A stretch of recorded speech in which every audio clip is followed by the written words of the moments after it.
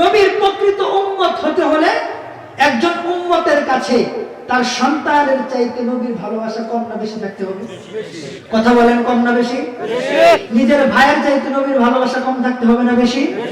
নিজের স্ত্রীর চাইতে নবীর ভালোবাসা কম থাকতে হবে না বেশি? এই জন্যই আল্লাহর নবীর প্রকৃত উম্মত যারা, হ্যাঁ একটা আছে শুধু উম্মত, নাম কাওয়াস্তে উম্মত, তার জন্য আমার কোনো কথা নাই। কিন্তু যদি নিজেকে প্রকৃত উম্মত কোন উম্মত দাবি করতে চায়, তাহলে তার দিলে নবীজির ভালোবাসা নিজের সন্তানের চাইতে, ভাইয়ের চাইতে, স্ত্রীর চাইতে, এমনকি মা বাবার চাইতেও বেশি থাকতে হবে। এই জন্যই তো যে উম্মতের অন্তরে, দিলের মধ্যে সন্তানের চাইতে, স্ত্রীর চাইতে, মা বাবার চাইতে, ভাই বন্ধুর চাইতেও নবীর ভালোবাসা বেশি, ওই সমস্ত উম্মতের চোখের সামনে আল্লাহর জমিনে কোন নাস্তিক যদি নিজের ভাইকে নিয়ে গালি দেয়, উম্মতের মাথা নষ্ট হয় না, তাকে ছেড়ে দেয়। যদি সেই উম্মতের চোখের সামনে নিজের স্ত্রীকে নিয়ে কেউ গালি দেয়, তাহলে তাকে ছেড়ে দিতে পারে। যদি নিজের সামনে মা বাবাকে কেউ গালি দেয়, ছেড়ে দিতে পারে। কিন্তু আল্লাহর কসম, প্রকৃত নবীর উম্মতের সামনে নবীকে নিয়ে কেউ ব্যঙ্গচিত্র করবে, নবীকে নিয়ে কেউ গালি দিলে, নবীর উপরে কালিমালাপন করতে চাইলে ওই উম্মত ছাড়তে পারে না। ঠিক কিনা বলেন? প্রকৃত উম্মতের পরিচয় ঠিক কিনা বলেন?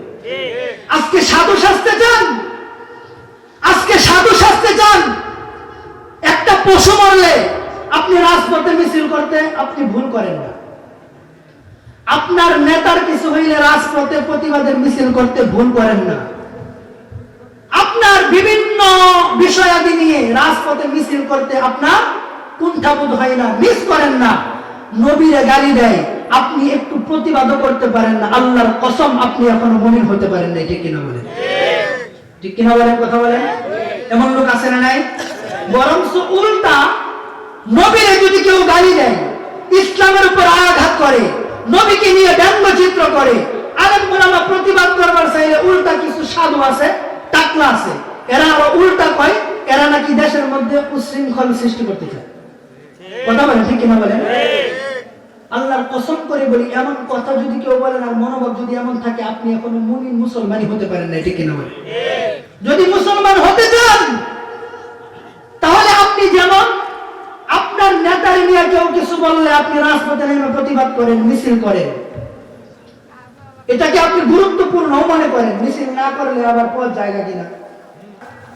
আপনি একজন মুমিন হিসেবে আপনার দিলে প্রশ্ন করেন, আপনার এই 21শে ফেব্রুয়ারিতে ফুল দেওয়াটা আপনার কাছে কতটা গুরুত্বপূর্ণ? 21শে আগস্ট আসলে ওই আয়োজনটা আপনি পালন করতে আপনি কতটা গুরুত্বপূর্ণ ভাবে দেখেন? বিভিন্ন উৎসবগুলো আপনি কতটা গুরুত্বপূর্ণ ভাবে দেখেন? অথচ নবীকে গালি দেয়, এটা আপনার কাছে কোনো গুরুত্বপূর্ণ বিষয় মনে হয় না। ইসলাম নিয়ে ষড়যন্ত্র করে গালি দেয়, আপনার কাছে কোনো গুরুত্বপূর্ণ বিষয় মনে হয় না। বরঞ্চ উল্টা, যারা এই সমস্ত বিষয়গুলো নিয়ে প্রতিবাদ করতে যায়, যারা নবীকে গালি দিলে রাজপথে নেমে প্রতিবাদ করতে যায়, যারা নবীর ভালোবাসা নিয়ে রাজপথে নামে প্রতিবাদ করে, উল্টা আমরা দেখেছি তাদের মুখে পাখির মতো গুলি চালিয়ে নির্মমভাবে শহীদ করা হয়। আল্লাহর কসম করে বলি, যত বড় সাইনবোর্ড বলেই হও না কেন, তুমি এখনো মুসলমান হতে পারো না। ঠিক কিনা বলেন? কথা কি বানিয়ে বললাম না সত্য বললাম? তাহলে পরিপূর্ণ মুমিন হতে হলে আমার নবী বলেন, হাদিসের ভাষ্যটা কি? লা ইউমিন মানে মুমিনই না। এই যে হুজুর আলেম মানুষ, হাদিসের ভাষ্য কি? লা ইউমিন, তুমি মুমিনই হতে পারবে না। কখন? যতক্ষণ তোমার দিলে সবকিছুর চাইতে নবীর ভালোবাসা বেশি না হবে। এখন বলবেন, তাহলে নবীর ভালোবাসা বেশি না কম বুঝবো কেমনে? হ্যাঁ, বুঝার সিস্টেম আছে। তুমি যদি তোমার নেতার তাগিদে প্রতিবাদ করতে পারো, আর যদি নবীর তাগিদে প্রতিবাদ করতে না পারো, তাহলে নিশ্চিত বোঝা গেল নেতার চাইতে নবীর ভালোবাসা তোমার দিলে কম। ঠিক কিনা বলেন? তুমি যদি তোমার দলের তাগিদে মৌলবাদ বিরোধী, জঙ্গিবাদ বিরোধী রাজপথে মিছিলে নামতে পারো, আর নবীকে গালি দিয়ে তুমি প্রতিবাদ করতে না পারো, আল্লাহর কসম তুমি এখনো মুমিন না। ঠিক কিনা বলেন? তাহলে মুমিন হতে হলে সবকিছুর আগে নবীর ভালোবাসা থাকতে হবে। ঠিক কিনা বলেন?